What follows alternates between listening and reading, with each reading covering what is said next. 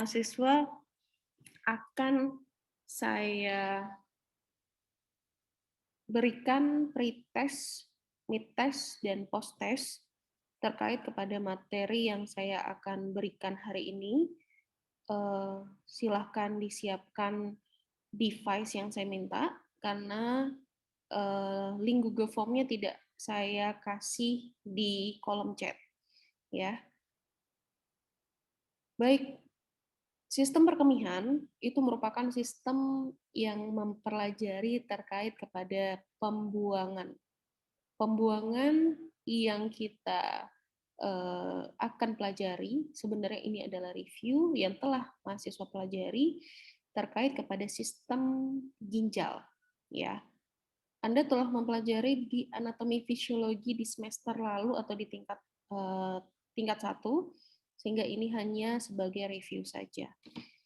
Untuk seluruhnya mungkin sudah mempersiapkan, silakan disiapkan device, karena saya akan beri waktu pas 5 menit Anda mengerjakan soal berikut ini.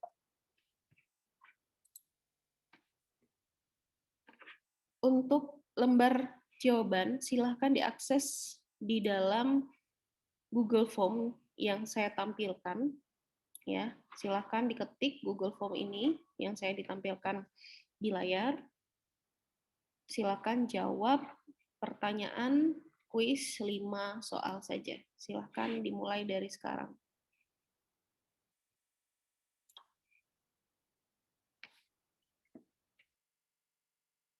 Saya kasih waktu 5 menit saja ya, karena pertanyaannya sangat harusnya gampang dijawab.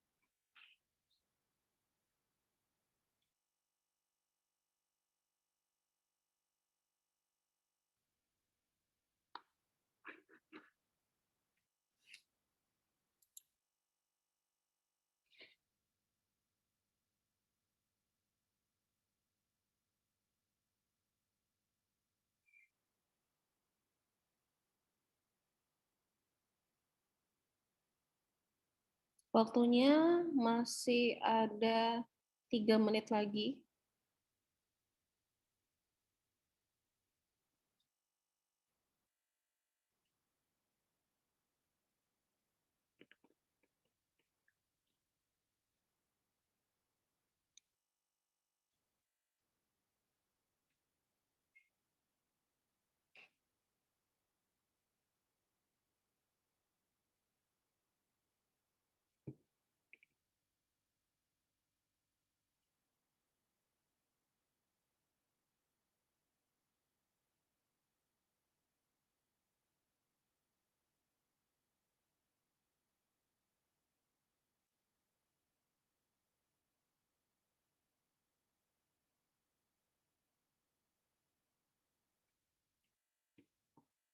Waktunya tinggal 2 menit lagi.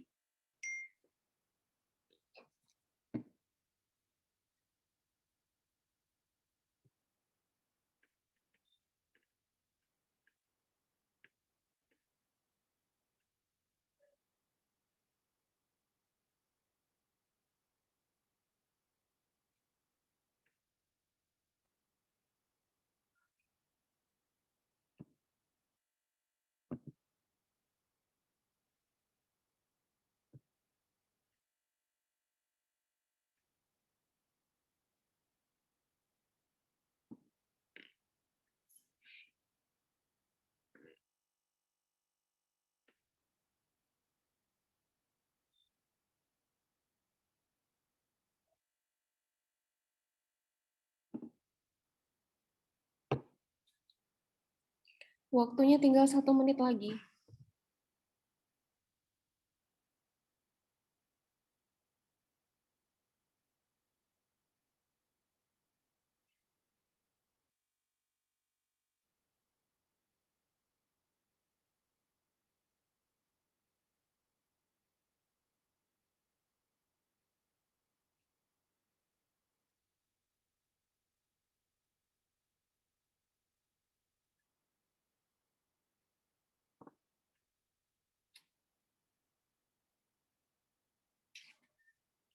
Oke, waktunya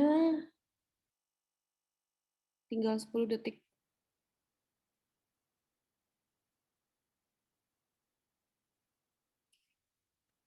Oke, baik. Waktunya sudah habis ya. Saya harus mengetahui Anda tahu dulu terkait kepada apa yang Anda pelajari di semester lalu untuk memastikan bahwa pembelajaran saya ke depannya itu sudah nyambung. Harapannya ini adalah review, bukan suatu pemberitahuan baru. Oke, baik. Pada review sistem urinaria ini, saya akan mempunyai tujuan pembelajaran fungsi untuk mengetahui fungsi sistem urinari ya dan kontribusi terhadap hemostasis, untuk mengetahui anatomi sistem urinari, kemudian struktur ginjal dan fungsinya, bagian-bagian nefron, fungsi filtrasi, sekresi, reabsorpsi, kemudian di sini akan ada pengaturan tekanan darah. Ginjal tidak hanya masalah sistem untuk pembuangan ekskresi saja, namun ginjal ternyata mempunyai fungsi yang lebih dari pada hanya mengeluarkan zat sisa sampah, mengeluarkan urin saja, ya seperti itu. Di dalam pretestnya saya tadi, saya menyampaikan bahwa sistem urinarius, ya kita mengetahui bahwa hasil akhir dari yang dikeluarkan sistem ekresi berupa urin. Nah, urin ini yang harus kita pahami, dari manakah letak atau dasar dari urin? Apakah pembentuk dari urin?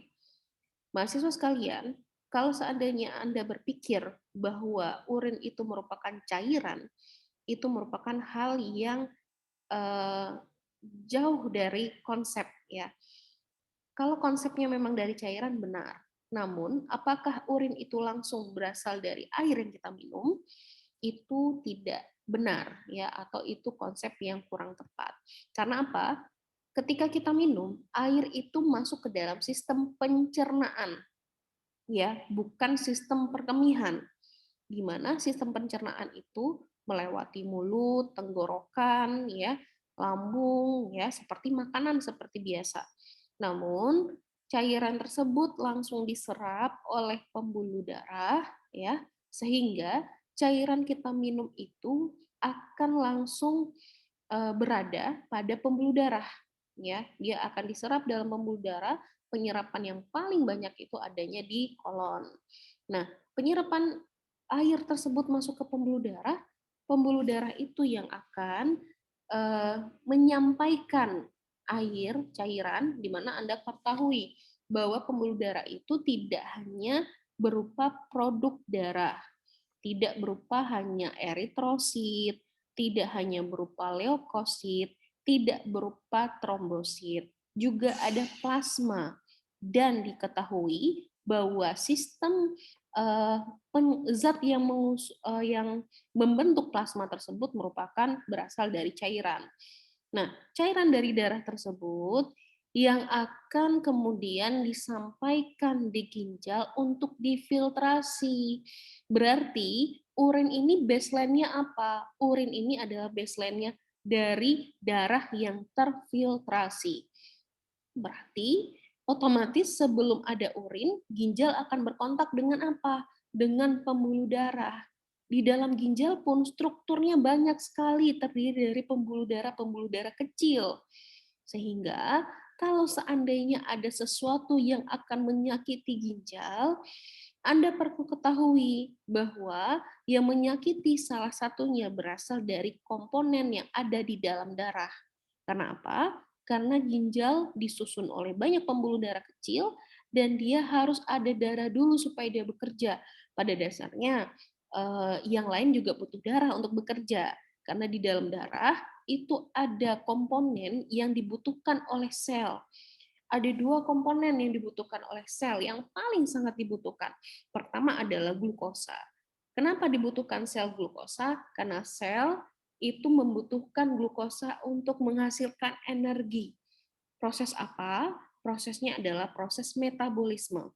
Sehingga kita bisa mengetahui bahwa sistem metabolisme ini yang akan membuat kita paham bahwa kita ini membutuhkan glukosa untuk hidup, ya, membutuhkan makan untuk hidup. Kenapa? Sel butuh energi. Energi itu dasarnya atau bahan bakarnya dari glukosa. Ya, saya tidak menyebutkan nasi ya, tidak menyebutkan tepung, tapi menyebutkan glukosa. Karena pada dasarnya glukosa itu dihasilkan tidak hanya berasal dari karbohidrat, juga berasal dari lemak dan juga berasal dari protein. Nah, selanjutnya di dalam darah butuh oksigen. Ada oksigen di dalam darah yang disampaikan ke seluruh tubuh. Untuk apa oksigen? Ya untuk metabolisme tadi. Metabolisme itu mempunyai tipikal 2 tipe dari metabolisme. Pertama adalah metabolisme anaerob. Yang kedua adalah metabolisme aerob. Nah, metabolisme yang kita membutuhkan oksigen disebut dengan metabolisme aerob, sedangkan metabolisme yang tidak membutuhkan oksigen adalah anaerob. Tapi apakah anaerob ini adalah metabolisme pada biasanya tidak, dia dalam kondisi yang tidak biasa. Namun kondisi yang tidak biasa ini ada mekanisme kompensasi ketika oksigen kurang dengan mengadakan metabolisme anaerob. Karena dia metabolisme yang tidak wajar, tidak biasa, akan menghasilkan efek samping. Ya, dia menghasilkan asam laktat.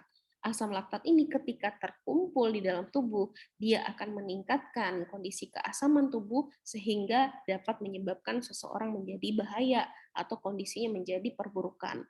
Sehingga nggak boleh oksigen kurang dalam tubuh. Ya, makanya oksigen adalah krusial, apalagi otak. Dalam hitungan menit, otak akan menurun fungsinya ketika oksigen tidak dapat. Begitu juga organ-organ krusial yang lain, seperti paru-paru sendiri ataupun dia jantung. Nah, ginjal ini harus mendapatkan oksigen dengan baik. Oksigen dengan baik harus mendapatkan glukosa dengan baik seperti yang lain. Namun, dia juga harus mendapatkan darah dengan baik. Karena apa? Darah inilah yang terfiltrasi yang akan menghasilkan urin. Ya, Anda lihat sistem urinarius. Kita mempunyai 2 ginjal kiri dan ginjal kanan. Anda lihat ada vena yang besar. Selain pada vena-vena abdomen, jadi vena ini merupakan bagian dari vena besar dalam tubuh. Jadi vena besar di dalam tubuh berarti artinya maknanya sangat tinggi bahwa pembuluh darah dialirkan ke dalam ginjal adalah hal yang sangat krusial bagi tubuh. Ya, jadi ada vena renalis, ada arteri renalis. Nah, percabangan dari vena dan arteri inilah yang akan sampai ke dalam nefron. Nah, apa itu nefron? Nefron itu adalah bagian yang terkecil di dalam struktur urinarius manusia. Jadi bagian yang terkecil dari sistem perginjalan ya, perkemihan urinarius itu adalah nefron. Nah, di dalam nefron lah terdiri dari banyak kegiatan yang bersifat filtrasi ya, yang akan menghasilkan urin itu di mana bagiannya? Itu bagiannya paling terkecil unitnya adalah di nefron. Ya, kalau unit-unit besar Anda lihat di sini ada ginjal kiri dan kanan, ada vena renalis dan arteri renalis yang berhubungan langsung dengan ginjal, kemudian ada ureter, ada urinaria bladder. Nah, di bawahnya ini ada yang disebut dengan uretra. Jadi uretra ada di bawah. Ya, kita ada ureter dulu, ada uretra. Ini adalah yang paling besar dari sistem perkemihan. Organ-organ besarnya ada ureter, ada urinaria bladder atau kandung kemih atau vesika urinaria. Kemudian di baling bawahnya ada uretra yang akan berhubungan dengan orifisium atau lubang. Jadi urifisium ureta eksternal di lubang yang akan menghubungkan antara kondisi di dalam tubuh ya, bladder, kemudian dia akan sampai ke titik keluar dari tubuh yang disebut dengan orifisium uretra externa. Nah, pada perempuan itu letaknya di atas klitoris atau diletaknya di atas orifisium vagina. Kemudian kalau seandainya pada laki-laki itu letaknya sama jalurnya dengan jalur sperma yang ada di penis. Nah, itu adalah orifisium uretra externa. Kita masuk selanjutnya. Jadi ada fungsi sistem urinarius ya. Saya bilang bahwa ginjal tidak hanya berfungsi sebagai ekskresi, tapi fungsinya masih sangat banyak dari itu. Pertama yang Anda ketahui tadi, urin itu berasal dari darah. Darah itu merah, nurse. Kenapa kok urin tiba-tiba berwarnanya kuning gitu, tidak berwarna merah juga? Gitu. Karena apa? Kalau filtrasi itu namanya penyaringan. Kalau penyaringan berarti ada yang lolos, ada yang tersaring di dalam saringannya. Nah, saringannya itu di dalam ginjal itu yang disebut dengan glomerulus. Itulah saringan yang ada di dalam ginjal. Nah, kalau seandainya tersaring, Nas, berarti artinya tidak keluar di urin. Benar. Kalau namanya tidak tersaring, berarti tidak keluar di urin. Terus bagaimana kelanjutannya, Nas? Jadi kalau dia tidak terkeluar di dalam urin, berarti kelanjutannya dia akan bisa menjadi eh, apa ya? Kalau saya bisa bilang dia akan masuk lagi ke dalam tubuh. Jadi karena dia tidak tersaring, dia karena masuknya itu lewat pembuluh darah, dia akan keluar dalam pembuluh darah tersebut. Ya, contohnya urin itu tidak boleh berwarna merah. Kenapa? Produk darah tidak boleh lolos ke urin.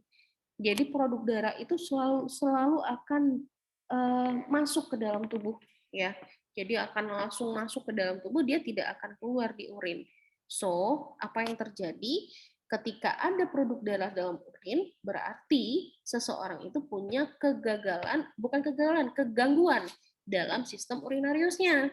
Entah itu berasal dari ginjal atau filtrasinya tadi, atau berasal dari saluran tadi.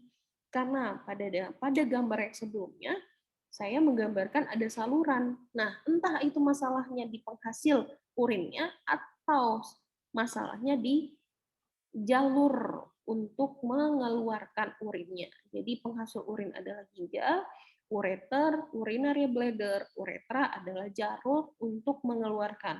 Kalau dia di sini ada luka ya berarti akan jadi merah.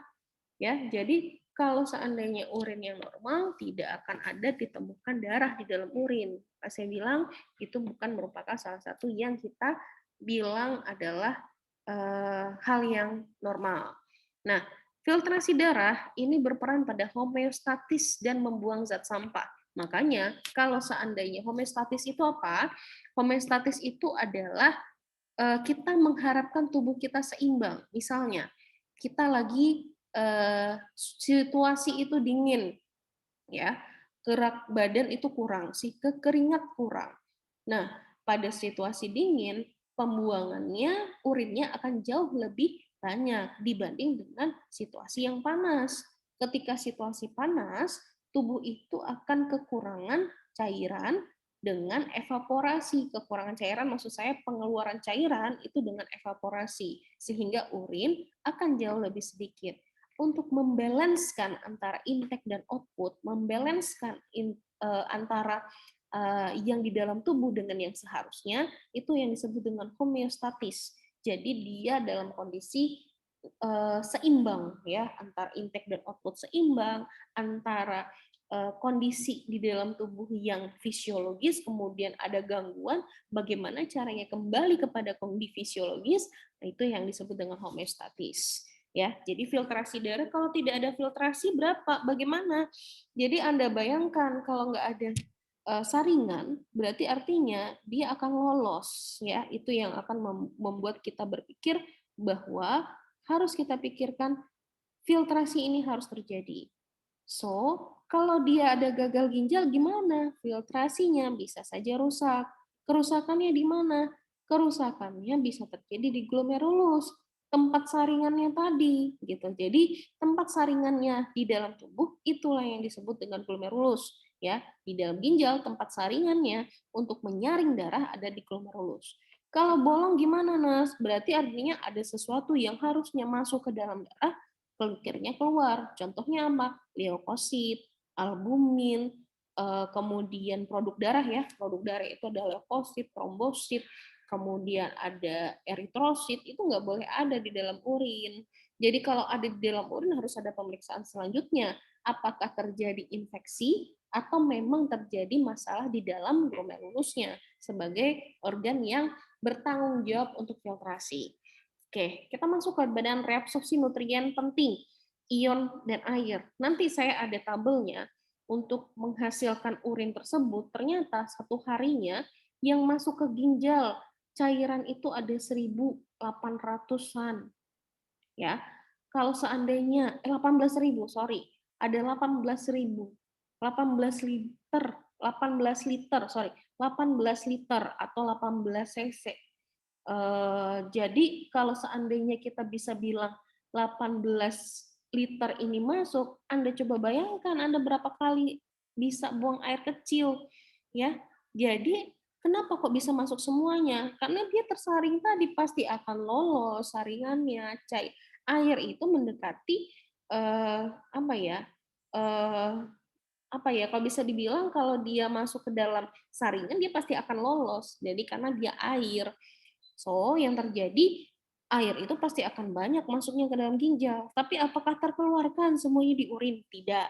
Ya, jadi itu tergantung dari mana? Tergantung kepada kondisi tubuh. Ketika tubuh itu membutuhkan air, berarti air yang akan dikeluarkan itu akan lebih sedikit. Kalau seandainya tubuh itu kelebihan air, harusnya air yang akan dikeluarkan cenderung akan lebih banyak. Jadi cair yang dikeluarkan dalam bentuk banyak itu ya adanya dengan pengeluaran urin yang banyak. Berarti artinya ada mekanisme yang akan membuat kita kembali kepada homeostatis. Karena apa? Karena ada yang membalanskan antara elektrolit yang di dalam tubuh, ya. Anda kenal elektrolit, ada natrium, ada kalium, ya, klorida, ya, kemudian kalium klorida, kemudian ada kalsium, ya, kemudian ada beberapa HCO3- yang elektrolit yang tubuh itu, dan itu salah satu yang bisa kemudian kita bisa bilang ini akan kita perhitungkan ya, ini akan kita perhitungkan sebagai sesuatu yang kita balancekan ya. Jadi kontribusinya tetap kepada homeostatis yang saya bilang tadi. Jadi homeostatis itu adalah balance antara intake dan output. Nah, untuk yang fungsi yang ketiga adalah sekresi material penting ya. Jadi sekresi ini kontribusinya agar kadar bahan tidak terlalu tinggi di dalam darah. Contohnya obat. Kemarin saya kasih contoh kasus ke kakak kelas Anda yang sekarang lagi pelajaran kritis gadar sama saya. Ada masalah AKI, akut kidney injury. Pasien AKI ini adalah kondisi kidney-nya lagi akut-akutnya cedera atau lagi rusak ya. Kemudian rusaknya kenapa? Ternyata pasien tersebut adalah makan obat diet yang tidak sehat. Karena obat diet beberapanya nefrotoksik. Nefrotoksik artinya artinya ginjal, toksik adalah sesuatu racun. Jadi dia bersifat membahayakan ginjal karena fungsinya berlawanan atau mencederai ginjal ya. Nah, sekresi material penting ini harusnya itu yang akan dibuang. Anda minum vitamin. Vitamin dibutuhkan tubuh itu tidak sampai 1.000, malahan ratusan saja. Ketika Anda minum C1000, tidak Anda sorry ya saya sebutkan merek, Anda minumkan konsentrasi vitamin yang tinggi, ya Anda sama saja memberatkan ginjal untuk mengeluarkannya. Kenapa? Karena di dalam tubuh itu butuhnya sekian, butuhnya anggap 100, Anda minum 1.000, otomatis 900-nya harus dikeluarkan di ginjal. Ya, kalau Anda tidak bantu dengan air ya, cairan yang Anda minum, ya tidak bantu dengan minum air putih yang banyak, otomatis ginjal akan bekerja keras untuk mengeluarkannya. Nah, ini lambat laun ginjal akan akan capek ya, dan ujung-ujungnya ginjal akan lebih susah untuk kerja dan akhirnya jatuh ke dalam perburukan. Nah, loh, fungsi yang keempat lah berhubungan dengan vitamin D. Nah, apa sih ginjal ini ternyata fungsi? Ternyata pada vitamin D dia mengaktifkan, ya, ada vitamin D ya di dalam tubuh ketika tidak ada ginjal nggak bisa aktif, ya. Jadi ginjal vitamin D inilah yang akan berkontribusi dalam absorpsi kalsium di dalam tubuh, ya, dampaknya di gastrointestinal. Jadi dia akan mengambil kalsium, jadi penyerapan kalsium harus ada vitamin D dulu, makanya kalsium pada ibu hamil, kalau dikasih kalsium pasti dikasih vitamin D, karena penyerapan kalsium membutuhkan vitamin D. Nah, di dalam tubuh vitamin D ini diaktifkan oleh ginjal. Jadi artinya apa? Ketika ginjal itu tidak mengaktifkan vitamin D, otomatis berhubungan dengan kalsium. Kita sangat ketahui kalsium ini adalah bahan yang dibutuhkan oleh tubuh untuk yang namanya gerakan otot, ya, karena dia berkontribusi kepada kontraksi sel. Dia berkontribusi juga untuk perkembangan tulang. Jadi artinya apa? Kalau kalsiumnya punya masalah, tulangnya juga akan punya masalah. Ya, kenapa? Harusnya si tulang ini punya banyak tabungan kalsium, akhirnya tabungannya itu berkurang karena diambil oleh darah. Loh, kok diambil darah? Karena tadi berkontribusi terkait kepada kontraksi sel, ya, elektrolit balance di dalam tubuh. Nah, ketika dia tidak bisa dapat di dalam saluran cerna karena tidak ada vitamin D, ya, lambat laun si tulang akan diambil paksa kalsiumnya. Lama-lama kelamaan si tulang ini yang kalsium di dalam tulang akan berkurang. Ya, berkelanjutannya adalah si kalsiumnya yang akan punya imbas, ya, untuk kurang di dalam tulang dan tulangnya akan mudah untuk rapuh, ya. Jadi osteoporosis jadinya. Nah, dari ginjal pun ternyata kontribusinya ada di ginjal, ya. Kemudian rilis eritropoietin. Nah, ini yang paling jadi harus Anda ingat ya sampai nanti nurse. Karena apa? Eritropoietin ini selalu akan saya sebut. Untuk menghasilkan sel darah merah, ternyata ginjal mempunyai peranan terkait kepada pembentukan sel darah merah dengan menstimulasi atau mensekresikan yang namanya EPO atau eritropoietin. Ya, jadi untuk eritropoietin ini ya tahu sekali bahwa eritrosit untuk menghasilkan eritrosit baru sebagai apa? Sebagai suplai O2 dan mentransport CO2 dari dalam keluar tubuh juga. Jadi eritrosit, ya, saya ngomongnya eritrosit bukan Hb, makanya ada transport CO2 juga karena CO2 dan O2 juga berasal dari eritrosit. Nah, yang keenam ada rilis renin, itu yang kita akan pelajari bahwa untuk tekanan darah ternyata dia punya kontribusi juga nih ginjal. Nah, untuk prostaglandin ternyata juga punya efek juga ginjal. Karena prostaglandin ini sebagai vasodilatasi. Jadi untuk apa? Menjaga alirannya darah ke ginjal. Jadi prostaglandin itu diharapkan saking pentingnya darah harus masuk ginjal, ya. Jadi nggak boleh ada sumbatan, nggak boleh ada penyempitan. Prostaglandin ternyata salah satu yang punya kontribusi adalah ginjal. Kemudian yang ke-8 adalah sekresi H+, ya. H+ ini akan Anda pelajari lebih banyak nanti di kritis, dan H+ ini menjadi salah satu target pembelajaran Anda yang Anda harus ketahui bahwa dia berhubungan dengan asidosis, ya. Komponen jumlah asam di dalam tubuh, konsentrasi H+ itu yang disebut dengan pH, ya. Kemudian ada reabsorpsi HCO3-min. Makanya nanti ada asidosis yang diakibatkan oleh ginjal atau metabolik, ada asidosis yang disebabkan oleh paru-paru karena H+ itu disekresikan dua tempat di dalam tubuh. Pertama adalah ginjal, yang kedua adalah paru-paru. Nah, itulah sekresi H+ dan HCO3-min, ya. Nah, inilah bentukan ini, bentukan yang ini uretra saya sebutkan tadi, ini bladder, di sini pembuluh darahnya tanggung besarnya, ya. kemudian di atas ini ada korteks adrenal, dia berfungsi untuk sistem endokrin, kemudian ada beberapa arteri-arteri yang ada di dalam tubuh. Nah, kita masuk ke vaskularisasi. Saya bilang bahwa di dalam tubuh itu vaskularisasi banyak ya. Maka saya bilang ada banyak sekali vaskularisasi di dalam tubuh yang awalnya itu dari arteri renalis. Dari arteri renalis ya, dia akan mencabang sampai cabangnya ada menjadi arteri segmentalis ya, kemudian segmentalis akan menjadi interlobularis, akan menjadi arcuata, arcuata akan menjadi interlobularis, dan akhirnya menjadi arterioaferen. Ya, jadi vaskularisasi ginjal ini dia akan punya darah dari arteri renalis sampai ke dalam kapsula Bowman, atau di dalam kapsula Bowman itu ada arterioaferen dan eferen yang akan masuk ke dalam glomerulus. Saya punya gambarnya. Ini dia. Arteri renalis ya, dia bercabang, ada segmental, arteri segmental.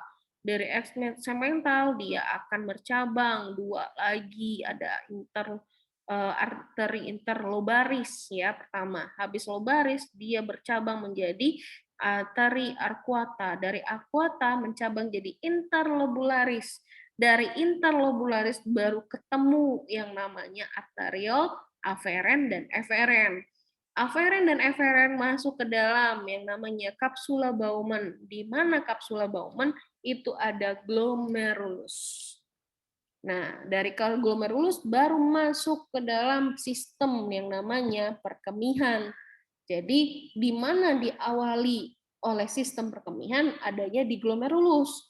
Yang pertama kali yang terjadi itu adalah sistem filtrasi. Jadi filtrasi yang pertama kali itu adalah aliran darah ya yang masuk ke dalam sistem filtrasi yang ada di glomerulus. Berarti awal mula kerja perkemihan di mana, Nurse? Adanya di glomerulus. Jadi pertama yang sampai glomerulus itu apa, Nurse? Itu hanya bersifat sebagai pengalir darah saja. Nah, ketika dia sudah selesai, akhirnya di mana? Di collecting ductus collecting. Ya, jadi dari ductus collecting masuk lagi nanti untuk aliran saja. Jadi yang menghasilkan ini saja. Inilah yang disebut dengan satu nefron. Ya, saya ulangi, inilah yang disebut dengan satu nefron. Nah, nefron itu lah yang akan menjadi pionir untuk kegiatan satu ginjal. Ya, jangan takut, jangan sedih, karena nefron yang ada di ginjal ini jumlahnya beribu-ribu. Ya, karena bapaknya kegiatannya kecil-kecil, beribu-ribu. Anda bayangkan ya, kalau seandainya penyumbatan, ya, kalau seandainya ada penyumbatan, bagaimana? Pasti akan membuat masalah di dalam glomerulusnya tadi, karena pembuluh darahnya kecil-kecil. Kalau hipertensi gimana? Anda lihat saja, dia akan pecah-pecah nih. Anggap pecahnya seperti apa? Pecahnya seperti balon, ya, seperti kembang api fireworks yang akan gitu, ya. Karena bentuknya adalah pembuluh darahnya sangat kecil. Oke. Nah, saya bilang tadi, yang mana yang nefron? Inilah yang disebut dengan nefron. Ya, ini yang disebut dengan nefron.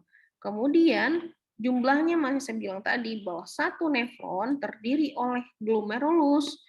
Glomerulus ada distal, tubulus distal, kemudian ada tubulus proksimal, kemudian ada ansa Henle. Jadi ini ansa Henle ada ascendant, ada descendant, ada loop of Henle, kemudian ada tubulus pengumpul, ya, ada distal, proksimal, ya, kemudian ada ansa Henle, terus kemudian ada tubulus pengumpul. Nah, ini disebut dengan satu nefron. Satu nefron ini terdiri dari banyak ya, dan satu ginjal terdiri dari 2,4 juta nefron.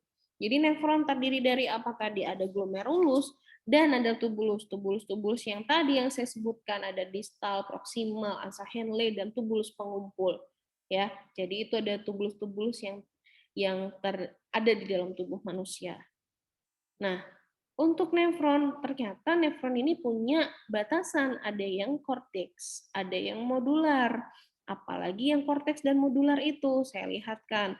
Kalau korteks itu adalah bagian terluar, ini yang disebut dengan korteks. Ya, jadi korteks itu bagian terluar. Ya, ini yang disebut dengan medula. Medula itu akhirnya dia adanya di sepertiga dari, kalau seandainya bilang dari luar ke dalam, itu dari sepertiga loop Henle sampai pengumpul itu ada di bagian media. Ya, jadi ada, kalau secara letak ada dua bentuk letaknya. Bagian korteks itu bagian tepi dan medula itu bagian dalam. Ya, medula asalnya dari media, jadi bagian tepi. Korteks artinya tepi. Kalau medula itu media, artinya di tengah, berarti akan jauh lebih ke tengah. Nah, jadi ada korteks, bagian korteks dengan bagian modular. Kemudian ada glomerulusnya tadi. Glomerulus itu ada di kapsula Bowman, ya. Kemudian kapsula Bowman ini ada pembuluh darah yang masuk ke dalam glomerulus dan keluar glomerulus. Bagi yang tersaring, berarti dia tertahan dan masuk kepada pembuluh eferen. Jadi aferen dan eferen. Arterial aferen masuk glomerulus dan arterial eferen yang keluar glomerulus. Berarti kalau yang keluar glomerulus seperti contohnya produk darah, nutrien ya, tidak ada karbohidrat itu lepas di dalam urin, nggak ada. Kemudian nggak ada protein lepas di dalam urin, nggak ada. Nggak ada lemak lepas dari urin, nggak ada. Jadi produk darah dan produk nutrien itu semuanya itu kembali ke dalam darah, nggak masuk ke dalam sistem tubular. Ya, yang masuk itu adalah elektrolit, cairan, ya, kemudian sampah. Loh, Nas, bagaimana ceritanya kalau ada darah urinnya tuh ada gula, kan ada penyakit kencing manis. Nah, itu adalah ketika ada batas ambang ginjal. Ketika dia membuangkan yang namanya urin, dia itu ada batasan untuk bisa menyaring. Contohnya, ketika seseorang itu punya kadar gula darah 170, dia akan tersaring penuh langsung masuk ke dalam tubuh. Kalau kurang dari 170 misalnya, nah 180 dia itu mulai ada yang terfiltrasi masuk ke dalam tubulus. Ya, kalau 200 apalagi lebih dari 200 semakin banyak kepada tubulus dan akhirnya ketemu di dalam urin. Artinya orang kencing manis itu berarti sesuatu yang sudah tidak normal lagi, benar. Karena konteksnya dia punya kadar gula darah yang tinggi sehingga di dalam tubulus itu tersaring tidak keseluruhannya, ya, tersaring sedikit, bukan sedikit, sepunyanya dia bisa mensaring. Ketika terlalu banyak, saringannya akan loss keluar dan akhirnya gulanya ketemu di urin. Itulah penyakit yang disebut dengan diabetes mellitus, ya.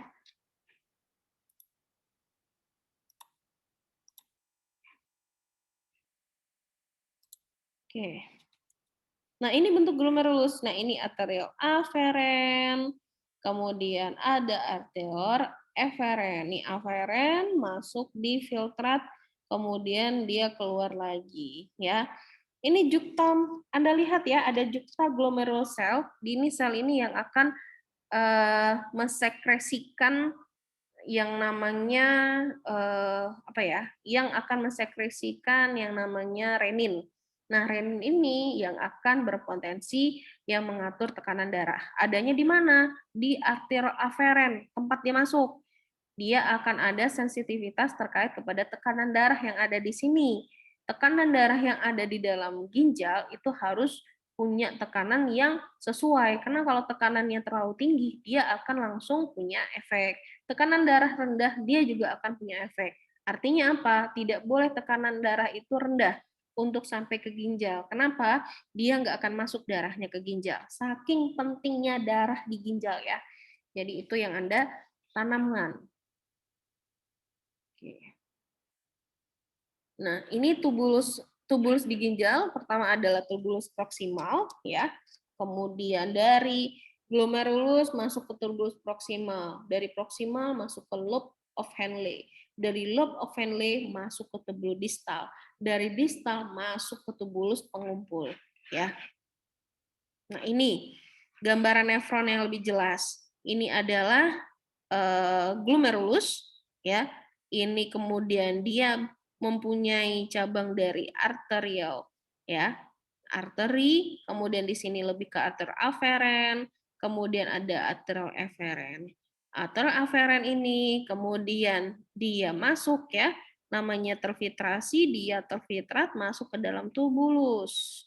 Pertama masuk ke tubulus proksimal, ya, kemudian masuk ke dalam lobe of Henle, masuk ke dalam tubulus distal, masuk ke dalam tubulus pengumpul. Inilah bentuk dari gambaran nefron, ya, yang saya ambil dari buku buku fisiologis kedokteran. Nah, sekarang proses pembuatan urin bagaimana? Nah, Anda lihat di gambar saya, ya. Di dalam pembuatan urin ini, dia masuk itu sekitar 18 liter air dan elektrolit. Nah, elektrolit masuk ke dalam, setelah di glomerulus, dia difiltrasi masuk ke dalam tubulus, ya, masuk ke tubulus proksimal dulu. Apa yang keluar? Jadi garam itu bisa keluar dari darah atau dari tubulus ke sistem, ya, supaya masuk ke dalam. Kalau seandainya ini ke merah nih kemana? Ini merahnya kembali ke darah seperti ini, ya. Jadi merah ini ketika ada sampai di sini dia ada pembuluh darah yang melungker-lungker di dalam tubulus-tubulus ini. Ketika dia ada perpindahan, dia perpindahan antara darah ke dalam tubulus, ya. Jadi kalau seandainya darah di dalam tubulus ini apa namanya? Sorry. Nah, di dalam tubulus ini kemudian merah dia akan bisa masuk ke dalam darah lagi, ya. Kemudian H2O dia bisa masuk ke dalam bisa keluar masuk di dalam tubulus. Jadi disesuaikanlah kondisinya, ya. Jadi di sini ada ion NaCl ini garam, glukosa. Jadi kalau ada yang keluar glukosanya dia akan diserap sempurna. Kemudian kalau dia banyak ya baru dia akan masuk ke dalam urin. Sampai di proksimal masuk Henle. Asal Henle ini lebih kepada garam dan cairan, ya. Nanti ada hormon, ya, ketika kita di dalam tubuh itu kekurangan cairan atau hipotensi, dia butuh banyak cairan. Nah, di sini akan dihambat untuk tidak dikeluarkan H2O di dalam atau misalnya tidak dikeluarkan ke urin sehingga harus diserap di dalam tubuh. Jadi pertamanya ada filtrasi, ya, kemudian habis itu filtrasi adanya reabsorpsi, ya, ada di reabsorpsi ini, kemudian ada sekresi. Setelah di reabsorpsi ada yang disekresi. Reabsorpsi berarti kembali ke dalam darah, disekresi adalah berarti akhirnya turun ke urin. Ya, ada yang masuk ke dalam darah, ada yang keluar ke urin. Masuk ke dalam darah namanya reabsorpsi, keluar ke urin namanya itu adalah sekresi. Dan hasil akhirnya itu akan diekskresikan. Ada berapa? Ada 4. Pertama apa? Filtrasi. Yang kedua apa? Dia reabsorpsi. Yang ketiga apa? Dia sekresi. Yang keempat apa? Dia ekskresi. Jadi ada 4 proses yang terjadi di dalam nefron. Saya ulangi. Pertama adalah filtrasi, yang kedua adalah reabsorpsi, yang ketiga adalah sekresi, yang keempat adalah ekskresi.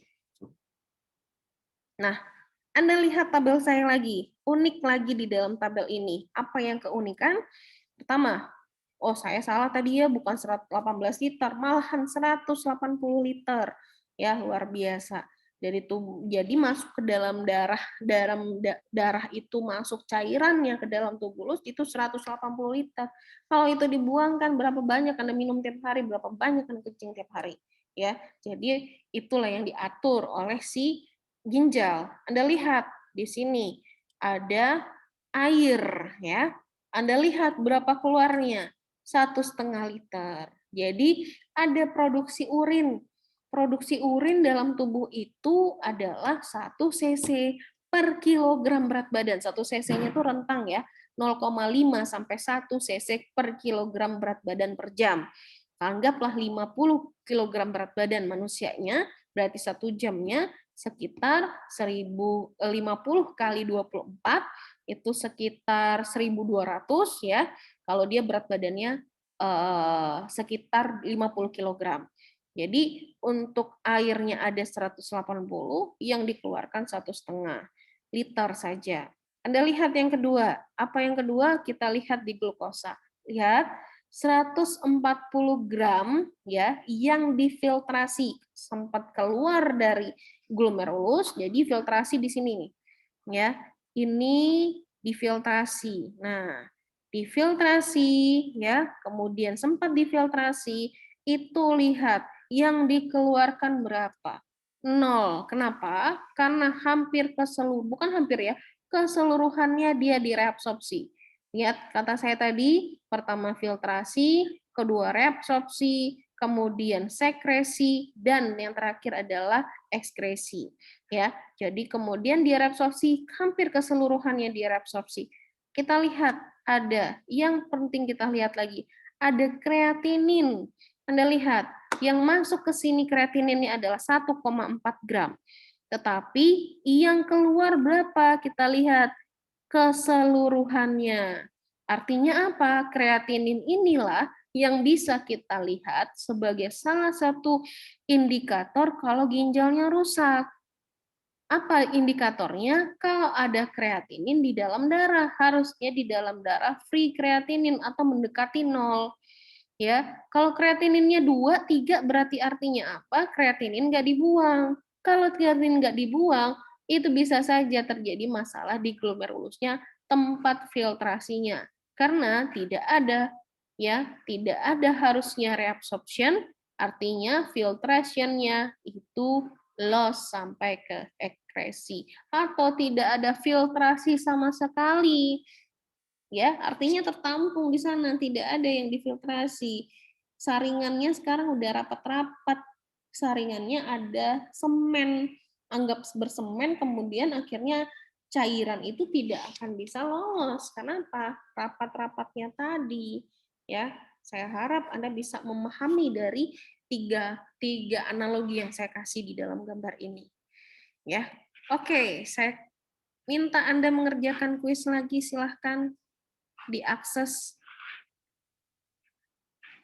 Nah, silahkan diakses kembali untuk lembar jawaban. Anda bisa masuk ke dalam form ini.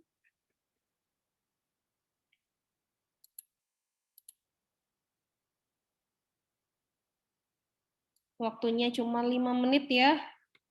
Saya harap tidak ada yang tidak memperhatikan dan harusnya Anda bisa tahu 3 pertanyaan saja.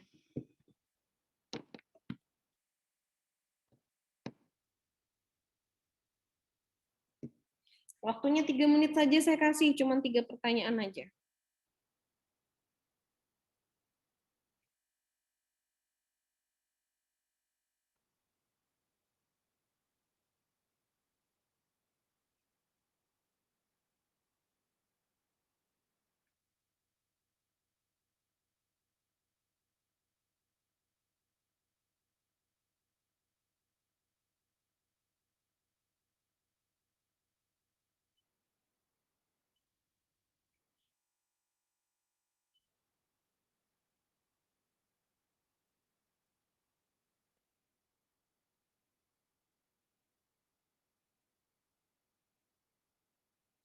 Oke, waktunya tinggal 1 menit lagi.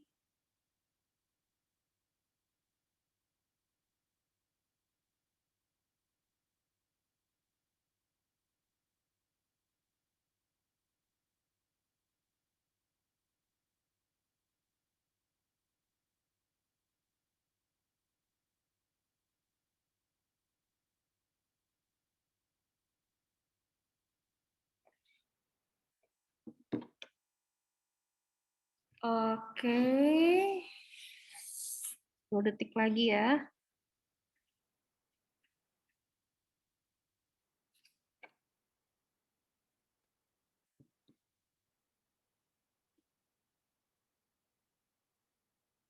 Oke, baik. Ya, kalau Anda lihat apa yang saya dengarkan, saya bilang barusan di slide sebelumnya, mungkin Anda bisa menjawab pertanyaan saya ini. Oke, jadi ingat ya, produksi urin dalam tubuh itu tergantung kepada kilogram berat badan. Jadi orang yang seperti saya gemuk itu akan produksi urinnya akan jauh lebih tinggi karena total cairan di dalam tubuh itu per kilogram berat badan. Ya, jadi ini GFR satu harinya 180 liter yang dia filtrasi seperti saya bilang tadi, 99-nya diserap kembali dan 1%-nya itu dikeluarkan dalam bentuk ekskresi. Oke, baik.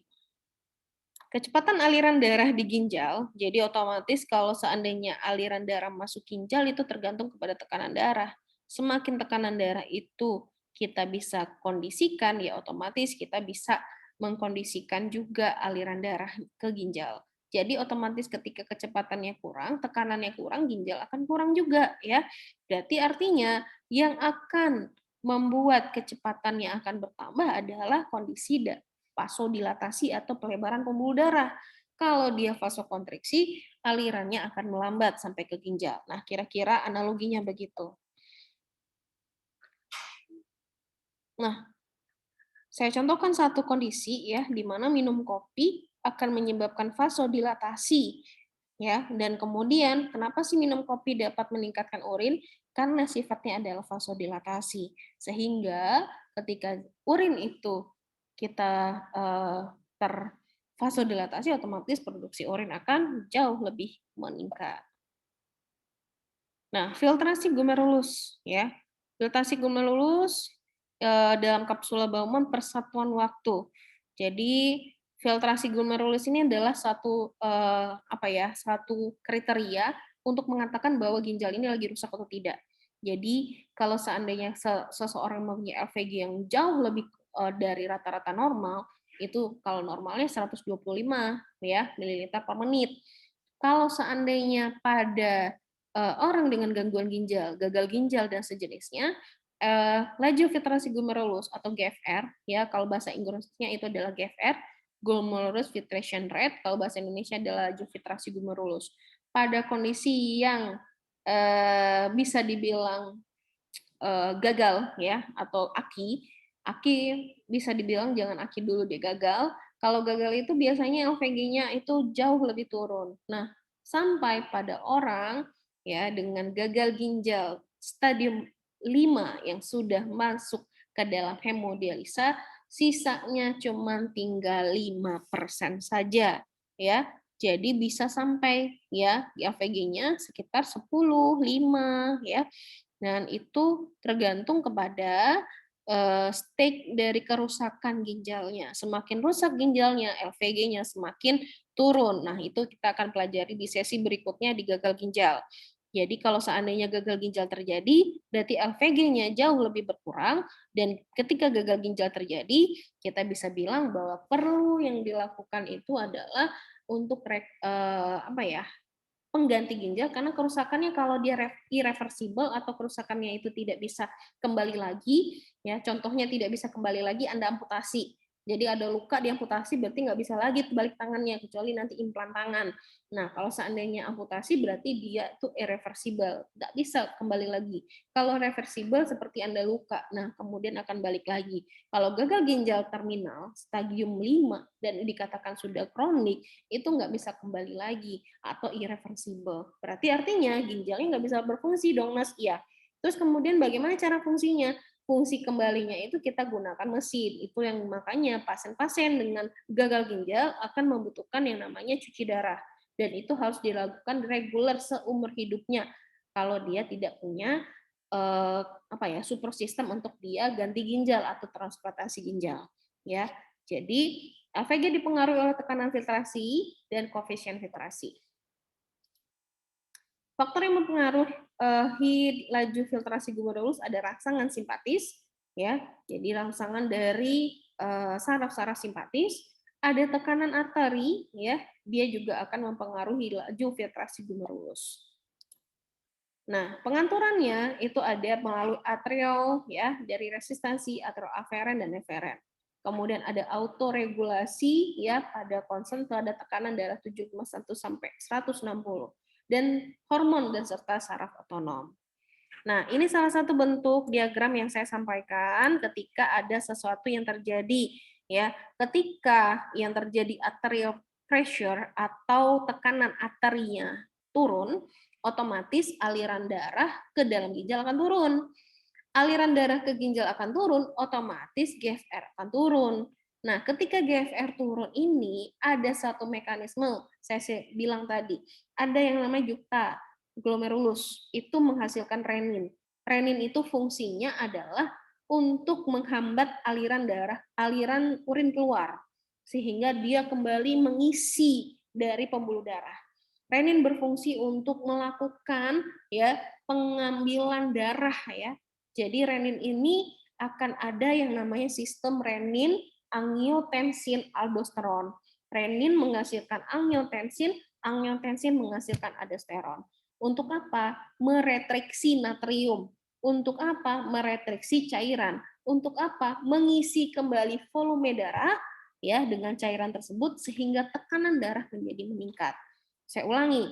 Arterial pressure menurun akan mempengaruhi aliran darah masuk ke ginjal turun. Ya, ketika aliran darah masuk ke ginjal turun, otomatis GFR akan turun. Ketika GFR turun, alirannya itu kurang, ada sensor saya bilang tadi di atrial aferen. Sensor itu akan menghasilkan yang namanya renin. Renin itu fungsinya apa? Dia adalah 3 serangkai. Renin, angiotensin, aldosteron. Renin mengaktifkan angiotensin, ya, angiotensin mengaktifkan aldosteron. Fungsi akhirnya apa, Nurse? Dia akan meretriksi natrium. Natrium ini berteman dekat dengan air, sehingga ketika natrium dan air ini bersatu, dia akan tidak keluar ya. Jadi natrium diambil, dia sahabatnya ngekor. Air ini ngekor sehingga dia mengisi kembali volume darah dan tekanan darah semakin bisa dikatakan dia akan meningkat. Anda lihat di sini bahwa ada water deficit ya, ada kekurangan cairan ya. Kekurangan cairan saya tadi udah gambarkan. Kalau seandainya kekurangan cairan, ada Anda lagi minum susu dan susu itu punya takarannya 1 sendok untuk 1 gelas, ketika Anda aduk, dia akan tidak terlalu kental, dia tidak terlalu encer. Ketika Anda kurangi 1 gelas itu untuk 1 gelas, jadi Anda kurangi menjadi setengah gelas, ya, si susu tadi akan cenderung lebih kental. Itu maksudnya extracellular osmolarity. Jadi ketika water deficit happening, ya, jadi ketika water deficit happen, it makes peningkatan, jadi increase extracellular osmolaritas. Nah, so apa yang terjadi habis itu? Ketika tubuh itu nggak boleh kental ya, darah itu nggak boleh kental. Kalau darah itu kental, itu yang akan menyebabkan perburukan di jantung dan di otak. Akan ada stroke dan akan ada serangan jantung. Jadi nggak boleh encer. So, yang dilakukan otak itu adalah menjadi parah nih, badan saya lagi bahaya nih, osmolaritasnya meningkat, dia aktifkanlah ADH. ADH itu diaktifkan oleh kelenjar hipofisis di otak. Jadi ada antidiuretik hormon. Ya, anti berarti itu adalah lawan, diuretik itu adalah pengeluaran, hormon itu adalah hormon. Jadi hormon untuk jangan sampai air itu keluar. Ya, mencegah air itu keluar. So, apa lanjutannya ketika air itu dicegah keluar, si hormon tersebut diaktifkan supaya cairan nggak keluar. Sehingga yang kental tadi dapat cairan, karena cairannya tidak dibuang di urin. Akhirnya dia tidak kental lagi, ya. Jadi dia tidak kental lagi dan akhirnya yang kita bisa dapatkan adalah bahwa ADH ini mengatur supaya cairan di dalam tubuh itu kembali lagi normal. Hemostatis intake dan output sama, balance cairannya baik, kemudian konsentrasi di dalam tubuh baik. Jadi kalau dia kental, itu nggak boleh, otak nggak bisa menerima kekentalan. Jadi kalau kental itu dia akan mengaktifkan banyak sektor untuk mengisi kembali darah, sehingga darah tersebut atau sel itu kembali tidak kental dengan penambahan cairan. Bagaimana tambah cairannya? Tadi mekanisme dengan renin, renin mengaktifkan angiotensin, mengaktifkan aldosteron, sehingga Na menarik H2O, H2O kembali mengisi darah. Kalau ini dia mengaktifkan yang namanya ADH. Berarti ada dua ya, sistem ya. Pertama adalah renin, yang kedua Anda ketemu ADH. ADH ini yang akan membatasi cairan keluar sehingga cairan masuk ke dalam tubuh kembali, cairan itu tidak dikeluarkan di dalam tubulus kolektivus sehingga cairan tersebut diserap penuh ya, banyak diserap di dalam lobe of Henle, di dalam tubulus, sehingga di dalam tubuh itu cairan itu kembali meningkat karena tidak boleh defisit cairan ya, lebih ditolerir untuk kelebihan daripada defisit ya, baik itu defisit cairan ataupun hipoglikemi ya, ataupun darah. Jadi lebih baik darah itu banyak atau cairan itu banyak daripada kurang, karena kurang itu sifatnya kritis. Seperti itu. Nah, ini pengaturan tekanan darah. Jadi, saya tadi sudah melihatkan bahwa pengaturan tekanan darah diatur oleh renin, angiotensin, aldosteron yang akan sebagai vasodilatasi kuat. Jadi, kalau dia renin itu berfungsi adalah untuk meningkatkan tekanan darah lagi. Jadi, bukan vasodilatasi kuat, tapi vasokontriksi kuat. Dia meningkatkan tekanan darah lagi. Jadi, renin langsung bertugas untuk tekanan darah, tidak. Renin kerjanya apa? Mengaktifkan angiotensin. Angiotensin langsung berfungsi kepada tekanan darah, tidak. Dia mengaktifkan aldosteron. Aldosteron lah yang sebagai vasokontriksi kuat. Jadi dia akan meningkatkan tekanan darah. Jadi regulasi yang paling penting, maksudnya yang paling penting di dalam tubuh ternyata bukan untuk menurunkan tekanan darah, tapi untuk meningkatkan tekanan darah. Anda bayang kalau otak itu nggak dapat oksigen dan glukosa, dia langsung sinkop 4 menit. Jadi otomatis ketika otak itu yang dibutuhkan adalah darah. Kalau tekanan darahnya rendah, nggak sampai ke otak. Pompanya itu harus sampai ke otak. Kalau pompanya nggak sampai ke otak, otomatis otak nggak dapat oksigen. Ya, otomatis kelanjutannya dia tidak akan bisa untuk kembali berfungsi dan lama-kelamaan bisa kematian, dan itu akan menyebabkan hal yang kritis atau hal yang menyebabkan perburukan dengan cepat ya. Keadaan yang dapat menimbulkan pengeluaran urin, penurunan laju filtrasi glomerulus. Tadi kecepatannya tadi, ketika kecepatannya kurang, renin akan kembali. Penurunan tekanan, nah ketekanan yang kurang, renin kembali. Peningkatan rangsangan simpatis, jadi dia sengaja diciptakan gara-gara simpatis ini punya punya kerja untuk meningkatkan tekanan darah. Jadi ada simpatis, saraf simpatis dan parasimpatis. Simpatis itu meningkatkan. Contohnya meningkatkan tekanan darah, melakukan vasokontriksi, melakukan vasodilatasi gitu ya. Nah, renin berdifusi ke dalam darah, masuk ke dalam sirkulasi ya. Dalam renin memisahkan angiotensin 1 dari substrat renin ya. Jadi angiotensin 1 akan menjadi angiotensin 2 dengan bantuan ACE. Nah, saya sederhanakan ya di dalam gambar saya ini. Anda lihat gambar saya di mana ada liver yang akan menghasilkan angiotensinogen. Angiotensinogen ini akan menjadi angiotensinogen 1, angiotensin 1 membutuhkan renin. Angiotensin 1 menghasilkan angiotensin 2 membutuhkan ACE. ACE ini dilakukan di paru-paru. Jadi kalau seandainya makanya pada paru-paru, kalau seandainya paru bermasalah juga akan mempengaruhi tekanan darah. Ya, angiotensin 2 akan yang namanya menginisiasi aldosteron. Maka saya bilang RAA ya. Jadi RAA. Jadi aldosteron yang akan mempunyai efek terkait kepada peningkatan tekanan darah ya, peningkatan air kembali karena dia akan mengabsorpsi kembali dari natrium sehingga retriksi natrium akan mengakibatkan reteksi cairan. So, Otomatis yang akan keluar itu adalah tekanan darah menaik kembali, ya. Nah, ini juga Anda harus tahu bahwa ada renal blood flow. Apa itu, Nurse? Bahwa darah yang masuk ke dalam ginjal itu punya takaran, ya, takaran yang 21% loh. Bayangkan dalam tubuh itu 21% masuk ke dalam ginjal. Berarti artinya darah itu wajib ada. Berarti yang membuat perburukan ginjal adalah darah nggak masuk ke ginjal. Ya, aliran darah ke ginjal kurang. Kemudian tekanan darahnya nggak masuk ke ginjal, akhirnya aliran darah kurang. Jadi otomatis berhubungan dengan darah lagi, darah lagi. Ya, selain berhubungan dengan infeksi yang ada di ginjal. Berarti perburukan ginjal tidak masalah hanya pada ginjal sendiri ya, tapi juga akan berkontribusi terkait kepada aliran darah masuk ke ginjal, berkontribusi terkait kepada jantung yang ke ginjal, berkontribusi kepada sistem yang berkaitan dengan aliran darah ke ginjal. Jadi otomatis kita ngomongnya jantung juga akan ngomongin ginjal, akan ngomongin jantung. Jantung akan ngomongin ginjal, makanya ada konsep yang disebut dengan kardiorenal.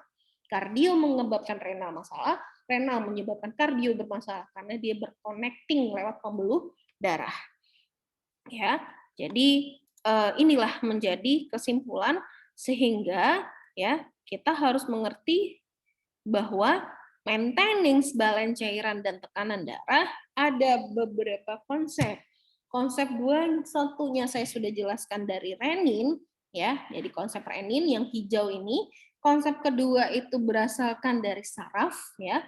Saraf simpatis saya bilang tadi. Dengan saraf tersebut, otak menginstruksikan saraf untuk meningkatkan tekanan darah karena aliran darah ke otak sudah mulai merendah, jadi lewat saraf dia.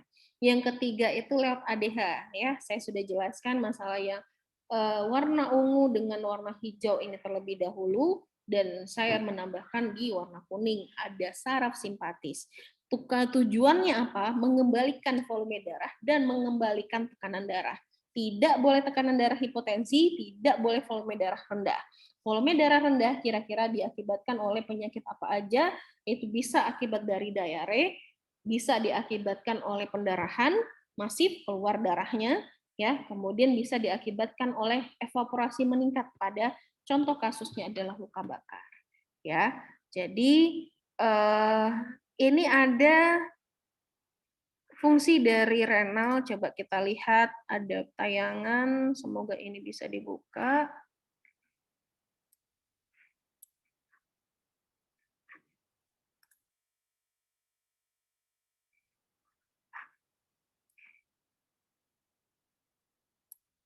Bisa kelihatan YouTube, buka YouTube-nya saya, tapi masih proses ini.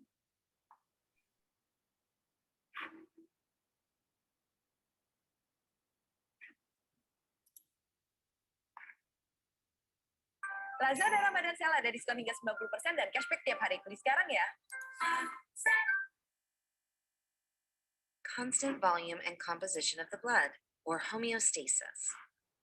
Blood enters the kidney via the renal artery, which divides into smaller. Nih, ya, renal artery, dia akan mengalirkan darahnya kepada segmentalis. Arteries, then arterioles. The arterioles get into contact with functional units of the kidney called the nephrons. Nah, itu nefron This is ya. where blood Yang filtration kuning-kuning ini and urine nefron namanya. formation take place. The filtered blood then passes through a series of veins Nah, yang and ini exits adalah the kidney vena, via the renal dan vein. kemudian dia akan The balik lagi urine ke is dalam tubuh. collected in collecting ducts Nah, and ini leaves the adalah kidney via the cair yang ureters. urin yang warna kuning. Each kidney contains over 1 million nephrons. Nah, A nephron consists of two major parts, a glomerular capsule, or Bowman's capsule, and a long renal tubule. Renal tubules of several nephrons connect to a common collecting duct. There are 3 steps in the formation of urine: glomerular filtration, tubular reabsorption and secretion, and water conservation. Blood enters the Bowman's capsule via the afferent arteriole, passes through a ball of capillaries called the glomerulus, then leaves via the efferent arteriole. The afferent arteriole is significantly larger than the efferent arteriole, creating a blood flow with a large inlet and small outlet. As a result, the blood hydrostatic pressure in these capillaries is much higher than usual. Hydrostatic and osmotic pressures drive water and solutes from blood plasma through a filtration membrane into the capsular space of the nephron. The filtration membrane acts like a sieve, allowing only small molecules to pass through.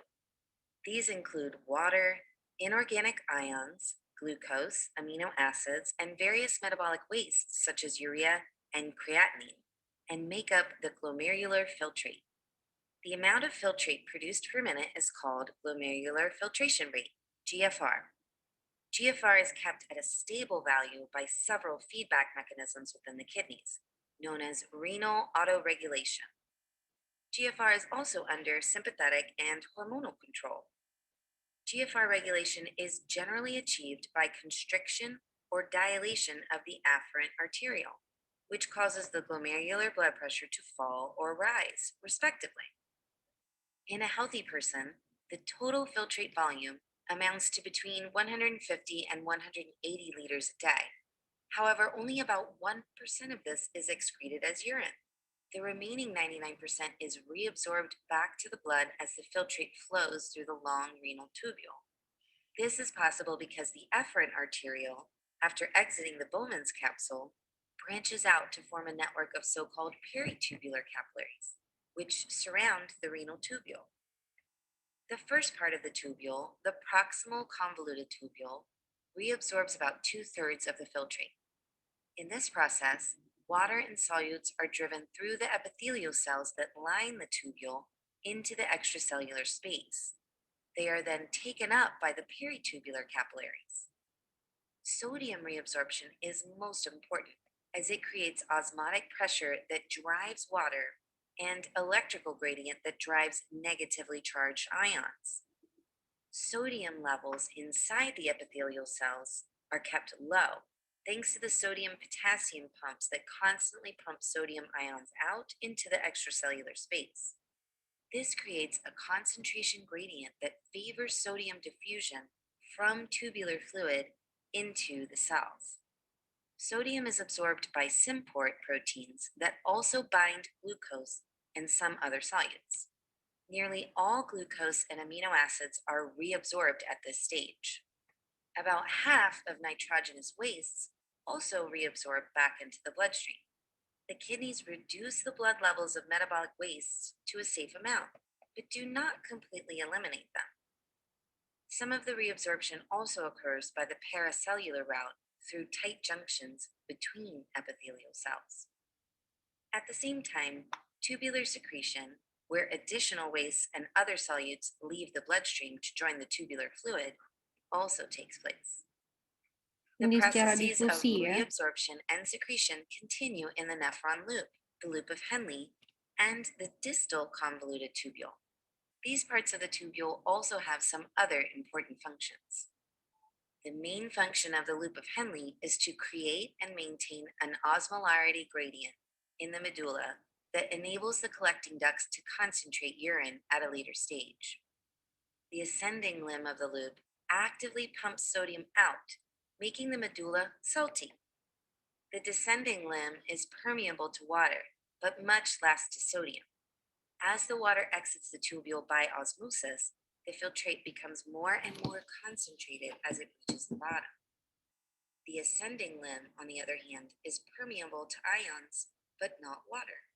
As a result, the filtrate loses sodium as it goes up and becomes more diluted at the top of the loop.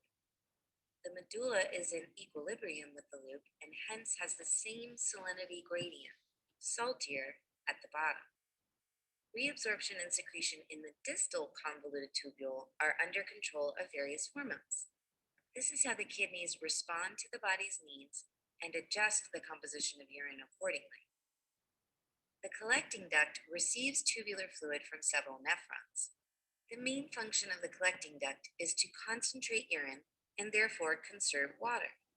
This is made possible by the osmolarity gradient generated by the loop of Henle.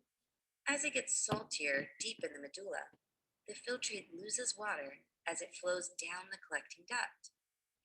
The collecting duct is also under hormonal control, so it can adjust the amount of reabsorbed water according to the body's state of hydration. For example, When the body is dehydrated, more water is reabsorbed back to the blood, and the excreted urine is more concentrated.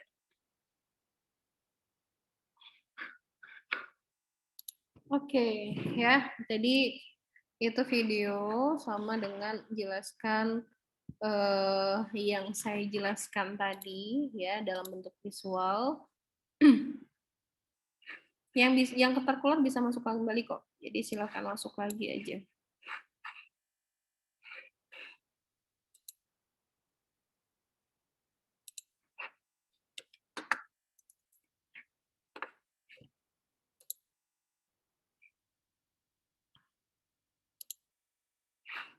Silakan masuk lagi bagi yang mau masuk.